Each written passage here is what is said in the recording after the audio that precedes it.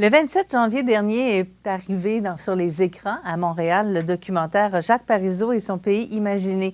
Le documentaire sera disponible à compter d'aujourd'hui et pour toute la fin de semaine, entre autres, dans certains cinémas de Québec.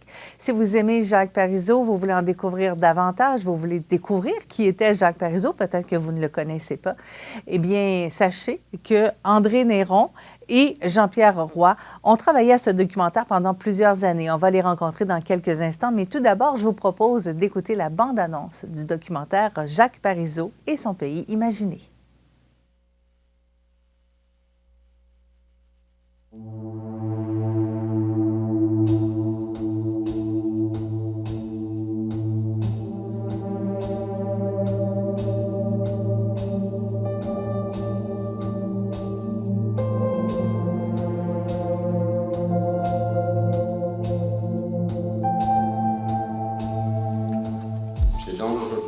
Plaisir de proclamer président du Parti québécois, M. Jacques Parizeau.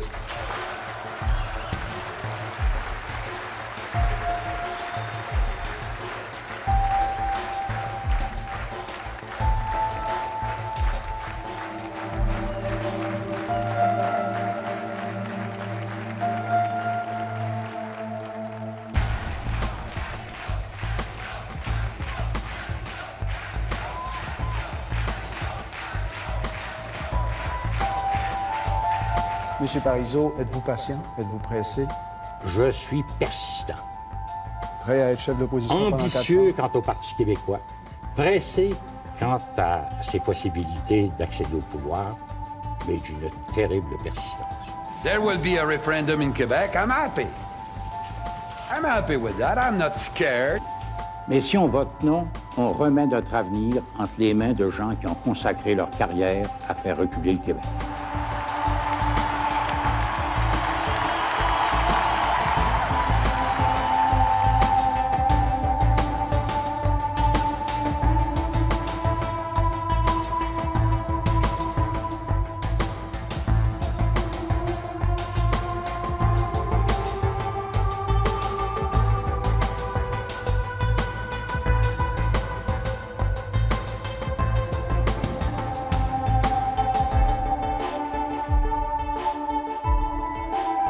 La prochaine, pas mouton, souriant.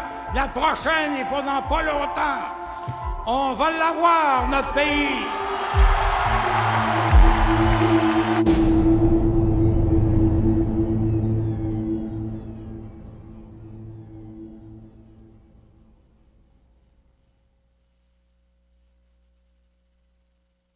Alors, c'était un extrait, la bande-annonce du film Jacques Parizeau et son pays imaginé, documentaire disponible depuis quelques temps du côté de Montréal, mais qui s'en vient à Québec à compter d'aujourd'hui. Ça va être disponible en salle. Et pour en discuter, j'ai avec moi les deux réalisateurs de ce documentaire, Jean-Pierre Roy et André Néron. Bonjour. Bonjour. Messieurs, vous avez travaillé pendant plusieurs années sur ce documentaire. Moi, j'ai eu l'idée le 6 juin 2015 à la Chapelle Ardente à Montréal, mais le temps de ramasser une équipe, et il y avait quelque chose qu'on n'avait pas prévu non plus, c'était la pandémie. Donc, ça, entre autres, ça a causé des délais. Mais on y est arrivé.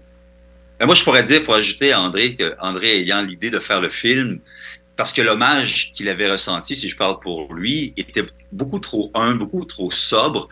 Donc, de faire un film sur monsieur et de faire un film qui reste, parce que les hommages en juin 2015, c'est une chose, mais de rencontrer Claude Belland, Jean Campeau, Marc-André Bédard, Éric Bédard, Marie-Josée Gagnon et tous les autres, c'est comme une forme de... C'est immortel soudainement. Son histoire devient immortelle dans un documentaire, sans prétention. Mais l'idée était bonne, puis dès 2015, on a commencé à tourner, donc on n'a pas attendu d'avoir des réponses de Sodec, Téléfilm, etc. On n'a fait aucune demande de fonds publics. C'est un film, à la limite, artisanal, et c'est la beauté de l'histoire.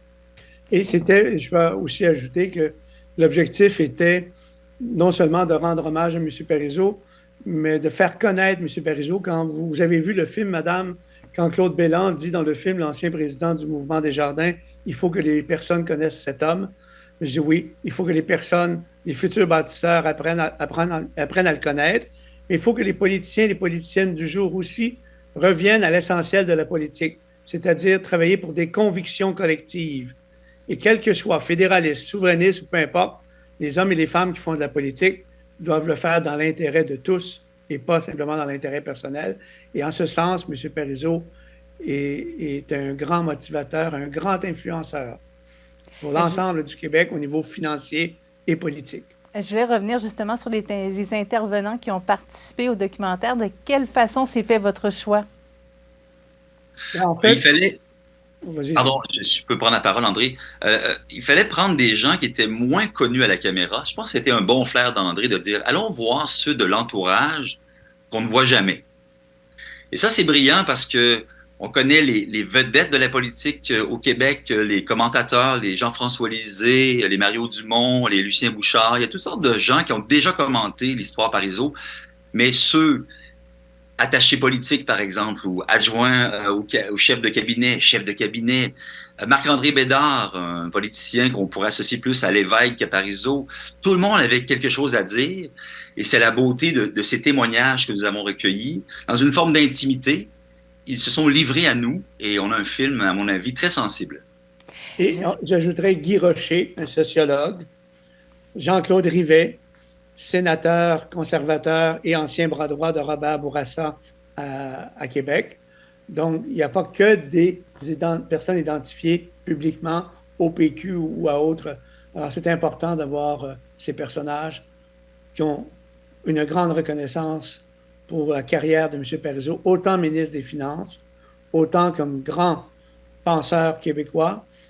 Il ne faut pas oublier que M. Parizeau n'a pas eu le temps d'être un très, très grand premier ministre. Il a été de septembre 1994 à fin 1995, début 1996. Oui, mais d'un autre côté, il était très présent dans le monde politique depuis longtemps. Il était quand même connu. Oui, comme ministre des Finances, comme grand bâtisseur du Québec. Et comme le dit M. Goudzo dans le film, c'est grâce à un des individus comme M. Parizeau si le Québec est économiquement solide maintenant. Bien sûr, on ne peut pas passer à côté. Vous êtes revenu sur la fameuse soirée référendaire, sur le discours qui avait beaucoup marqué l'imaginaire à l'époque, qui avait fait un peu peur des deux côtés, je pense, de la clôture, là, du côté du clan des oui et des non. Il y avait eu un malaise généralisé. Vous êtes revenu sur ce discours-là. Vous avez décidé de ne pas seulement garder le segment connu, où on parle de l'argent et du vote technique, mais vous êtes allé plus loin. Et peut-être qu'avec le recul aujourd'hui, on le voit autrement, ce discours-là aussi. C'est un discours enflammé, en fait. Même si M. Parizeau avait perdu, puis il le dit, par une petite marge, donc c'était 50 000, il le savait, il n'était pas du tout, maussade ou triste. Il avait comme le feu dans les yeux. Il a parlé à cette foule de militants qui étaient devant lui. Il ne parlait pas pour la télévision, il parlait aussi pour les gens dans la salle. Merci d'être là. Vous, la jeunesse, la nouvelle génération, vous en voulez un pays, vous allez l'avoir. Donc, le 12 minutes ou à peu près, on ne pouvait pas le couper. C'est rendre hommage à un orateur hors pair qui, même dans la défaite, fait une petite blague, sourit, encourage tout le monde. Et si on avait pris que la fameuse phrase caricaturale, là, les gens auraient dit « Ah, encore une fois, vous l'écrasez avec ça. » On l'a sorti de la prison dans laquelle il était. On a sorti Parizeau de sa prison, de cette phrase. Vous l'avez dit, vous avez pas le terme prison, mais ce soir-là, j'étais à côté de M. Parizeau et j'étais un de ceux qui disaient « Mais ce qu'il a dit, c'est exactement ce que les maisons de sondage font avant les campagnes électorales. Le vote anglophone, le vote allophone, le vote ethnique prévoit voter pour telle option ou tel parti politique. » Donc, il était, oui, sous l'effet de la grande déception, beaucoup plus que la colère. Mais il faut se rappeler aussi, comme le disaient l'autre jour quelques personnes, il y a des communautés culturelles qui avaient invité les gens à voter non. Et quand M. Parizeau parlait de finances, il ne parlait pas de gens riches, il parlait de ce qui a été confirmé par la commission Gomery plus tard. Il y avait des dépenses qui dépassaient les limites de la loi électorale québécoise, entre autres ceux qui étaient venus nous dire qu'ils nous aimaient de partout au Canada.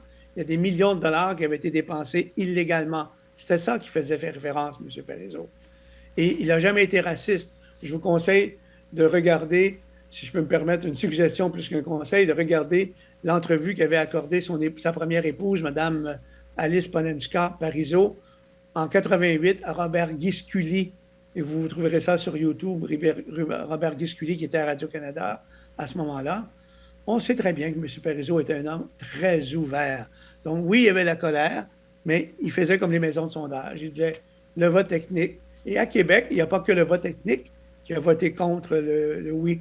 Il y a eu aussi beaucoup de fonctionnaires qui ont eu peur parce que M. Parizeau avait garanti aux fonctionnaires du fédéral dans l'Outaouais qu'ils garderaient leur sécurité d'emploi et leur ancienneté. Ça aussi, ça nuit un peu au vote, même chez les francophones dans la région de Québec.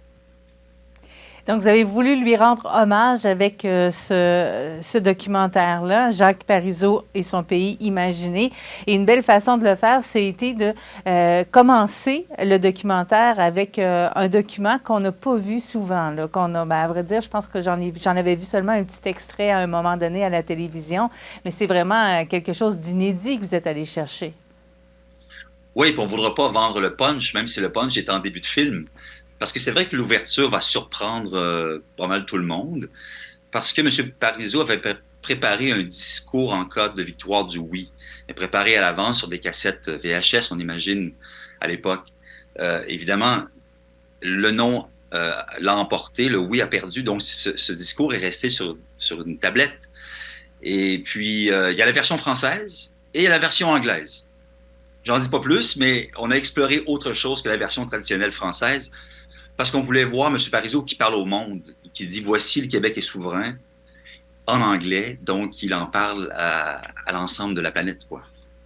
Et on n'aborde pas cette question-là dans le film, mais moi, comme souverainiste, qui était celui qui avait proposé l'entente tripartite et qui était au Palais des Congrès ce soir-là, j'étais beaucoup plus préoccupé quand M. Parizeau a annoncé qu'est-ce qu'on fait dans le cas d'une défaite? On se crache dans les mains puis on recommence. Alors que lui avait annoncé l'après-midi à Stéphane Bureau qu'il ne restait pas s'il perdait le référendum. Donc, pour moi, ça, c'était beaucoup plus préoccupant que ce bâtisseur se mette de côté pour la suite des choses. On ne dit pas aux gens, on se crache dans les mains, puis on commence, puis on s'en va en même temps. Je comprenais qu'il refilait le mandat à d'autres personnes aussi. On pourra reparler de ça ultérieurement. Mais il y a encore du travail à faire. Oui, il reste encore beaucoup à dire, mais le documentaire nous donne un bel aperçu de l'envergure de l'homme. Donc, pour ceux et celles que ça intéresse, à compter d'aujourd'hui, c'est disponible au cinéma du côté de Québec, le documentaire Jacques Parizeau et son pays imaginé. Merci beaucoup à Jean-Pierre Roy et André Néron, les deux documentalistes qui ont travaillé sur ce document. Merci. Merci. Merci à vous, madame. Et bon visionnement aux Québécoises et aux Québécois de Québec, la grande ville de Québec, du Québec.